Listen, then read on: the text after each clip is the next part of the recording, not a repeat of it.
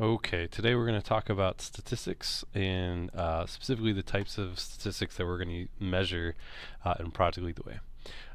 So for your notes, what are statistics? It's a collection, evaluation, interpretation of data.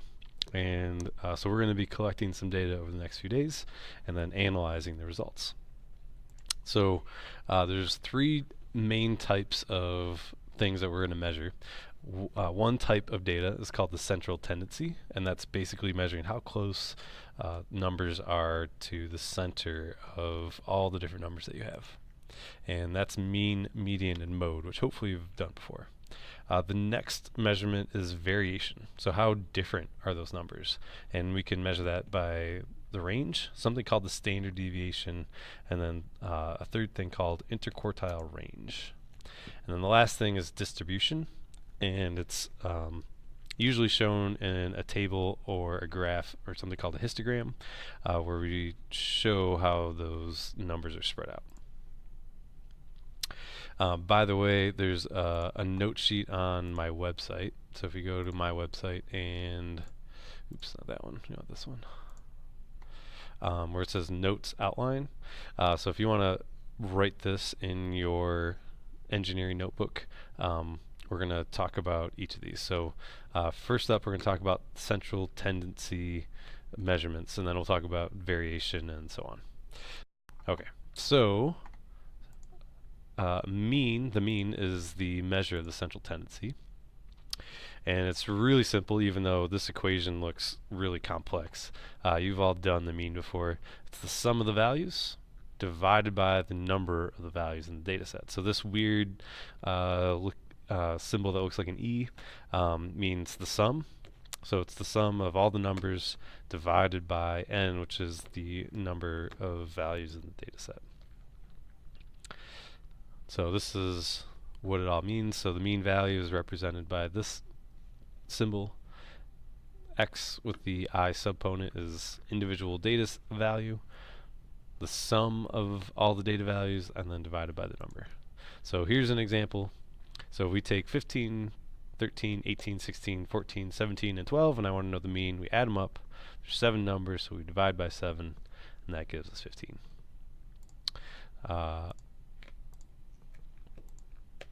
So I think you guys get the hang of it.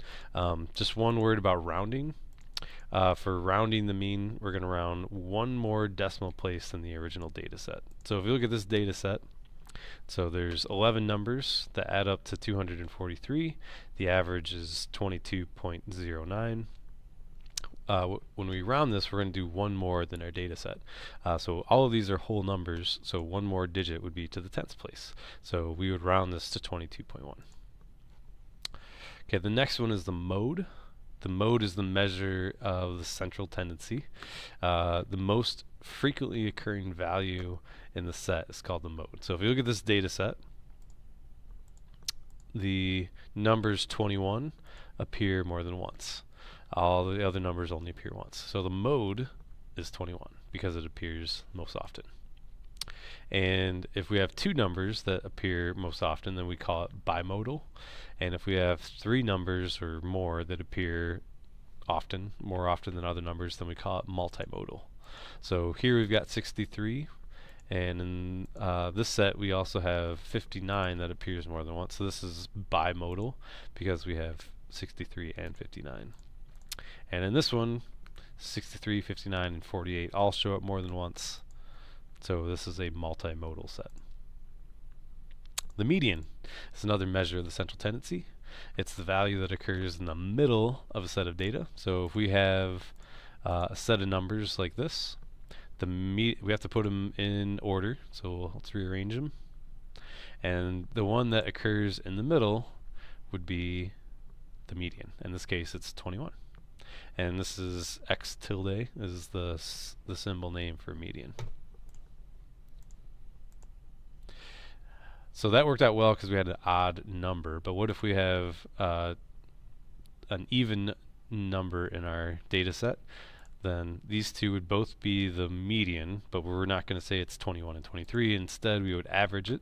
So the average of 21 and 23 would be 22. So on to variation. So our first thing, the mean, median, and mode, were all about central tendency. Now we're going to talk about variation. Variation is basically how different are our numbers in our data set.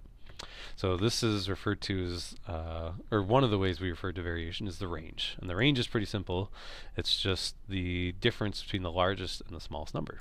So in this case, we've got 44 as our maximum value, 3 is our minimum value. So we're going to take 44 minus 3, and that's 41. And that's what we call the range.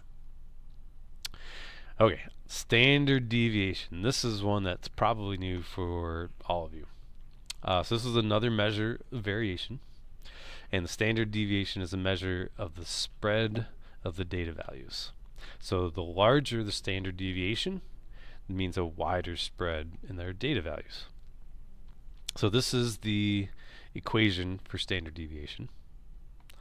We'll come back to this in a second. Sometimes it might help just to kind of visualize standard deviation. So this is a graph. So let's say this is we're going to do height tomorrow, and we may get something that looks like this, or it'll be today when we do it. But we could do like scores on a test. So maybe this is the average score in the middle. Some people get A's, a few people fail it, but the average score right in the middle is where we have this the peak in our data. So one standard deviation is 1 sigma, and this little weird looking O sign is called a sigma. 1 sigma in either direction. So a standard deviation goes from 34% less than the average and 34% more than the average. So one standard deviation would be about 68% of the class, and it's 34% above and below our average. 2 standard deviations would be from here, 2 sigma on either side. So this little sigma just means, symbol means sigma. So it's 2 sigma this way, 2 sigma this way. So this would represent about 98% of everybody. So if we said if we're trying to predict somebody's score, we could say, pretty much 98% of the people that take the test would fall within 2 standard deviations of the average. So here's just another way to look at it. So 68% falls within 1 standard deviation, and then I said 98% before, but that should have said 95%. And this was IQ scores. So 100 is the average. So 68% of all people are between 115 and 85 for an IQ, and 95% of the population is between 130 and 70. So the blue is 1 standard deviation, and the orange is 2 standard deviations from 0. So if we have a small standard deviation, that means that all the numbers are really close. And if we have a large standard deviation, that means the numbers are fairly spread out. And the more standard deviations that we go from the average, from the middle, the more likely we're going to include everybody. So if we go to 3 standard deviations, that's 99%, 99.7, and then 4 standard deviations is 99.99%, and so on. So most of the time we try to do things within 2 or 3 standard deviations. That gives us a pretty good likelihood that we're going to get all likely numbers. So this is how we calculate standard deviation. So this is the symbol for standard deviation. It's called a sigma. This is the sum. Again, we've seen that before. X is the value of each data in a data set. This is the average. So X with the line over top is the average, and N is the number of numbers we have in our data set. So basically what we're going to do is we're going to take each number that we have, subtract it from the average, we're going to square it, and then we're going to add all of those up, divide by the number of data points that we have, and then take the square root.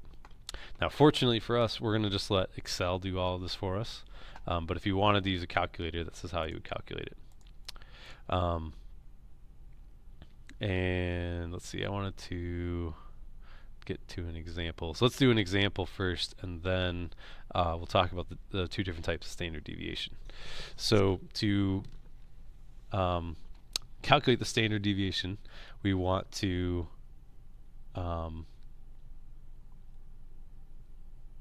I don't want to use this one, sorry. Let's go back. I thought I had an example here.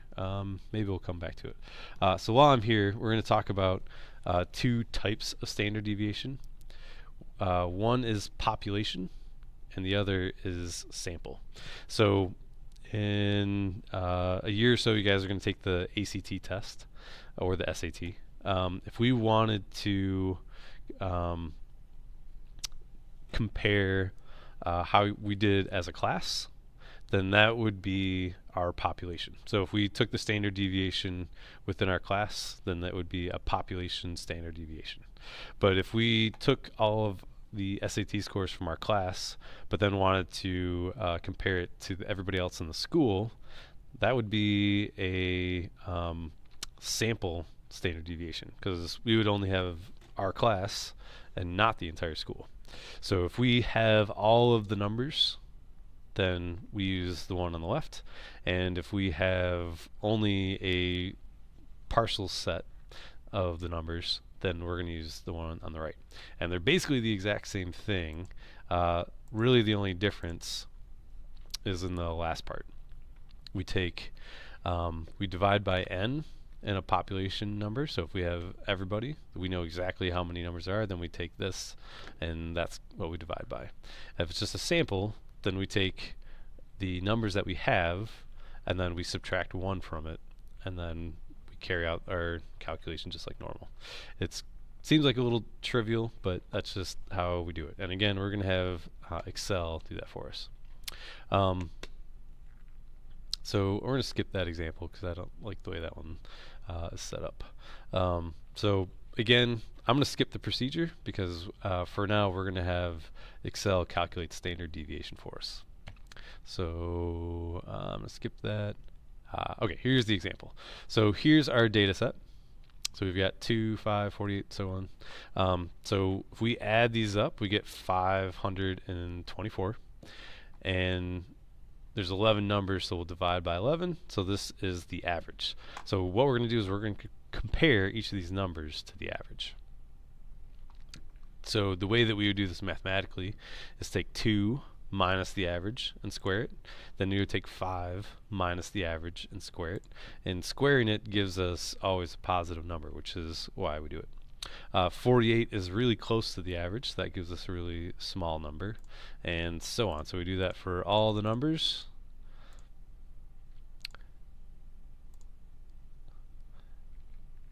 And we add them up, and so this is our total. We get 5,024.5455. So we're going to take that number and we're going to divide by the numbers in our data set. And we had 11 numbers, so we divide by 11. And we get 456, and now we take the square root of that, and we get 21.4. So 21.4 is our standard deviation. So the bigger this number is, the more spread out our data set is. If this were a really small number, then that means our numbers are really close. And if we look at our data set, excluding 2 and 5, the numbers are pretty close. So the farther off those numbers are, the bigger our standard deviation is going to be. Okay, to wrap this up, one last thing is histograms. So histograms are a way to visualize the distribution of data. So a histogram looks like this. We have, we call them bins, and so this bin is -16 to 6. So any number that falls within that range goes here. Then we've got -5 to 5. So any number that falls in that range goes here, and then 6 to 16. So this is a kind of a way to visualize all of the data that we have and how often we have it. So we can see this middle bin, the -5 to 5, has the greatest frequency of number. So we can visualize it that way. This is another way to visualize it. And we're going to look at this to show us the distribution, the normal distribution. We usually have a bell-shaped curve for most things. Not all things, but for height, we would expect to have a distribution like this. Test scores, you know, most things generally occur with a bell-shaped curve. So the highest in the middle, so the average would be the greatest frequency, and then things get less frequent the farther we get away from the average. And again, our standard deviation, if we have a very small standard deviation, that means our bell curve is really narrow, and if we have a really big standard deviation, then our bell curve is really wide. So that's why it's important to, if we have an average, it's also important to know the standard deviation as well. So that pretty much wraps up everything we need to cover.